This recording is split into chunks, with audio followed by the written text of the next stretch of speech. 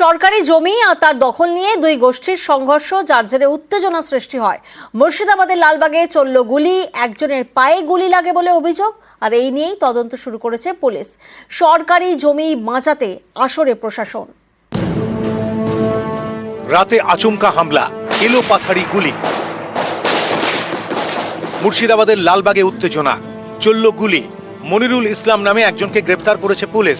উদ্ধার হয়েছে আগ্নেয়াস্ত্র এবং 4 রাউন্ড গুলি। हाँ, एक आदमी गिरफ्तार हुआ है उसमें, और बाकी भी सर्च जारी है।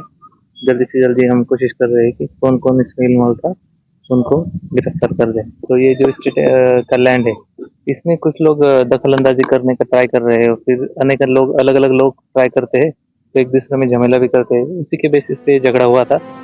নবাবের জেলা মুর্শিদাবাদ, জেলা জুড়ে নবাবের সম্পত্তি, সেসব এখন সরকারের হাতে। এই সব সম্পত্তির উপরে নজর জমি মাফিয়ার। রাস্তার ধারে জমি, কাছেই হাসপাতাল, মুর্শিদাবাদ স্টেশন, জমির চড়া দাম। অভিযোগ, সরকারি জমি দখল করে বিক্রির চেষ্টা করছেন এলাকারই তৃণমূল নেতারা।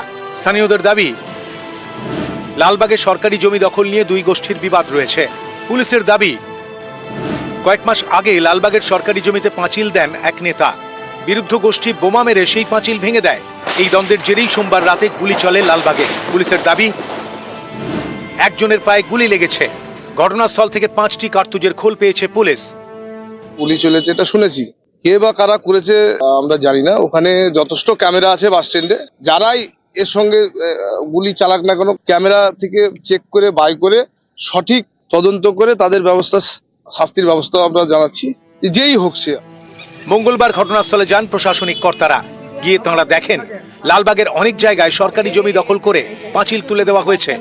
অনেকে আবার ঘর তৈরি করে থাকছেন।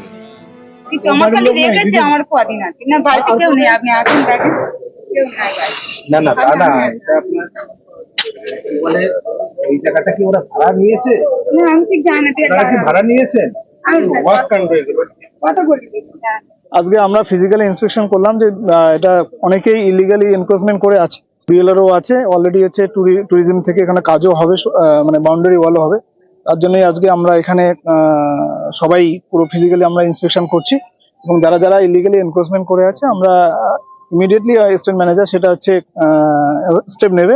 অনেকদিন আগে কিন্তু স্টেটের প্রপার্টি ছিল আর কি, স্টেট, তো সেইটা আর কি এটা কিন্তু ট্যুরিজমকে হ্যান্ড ওভার হয়েছে।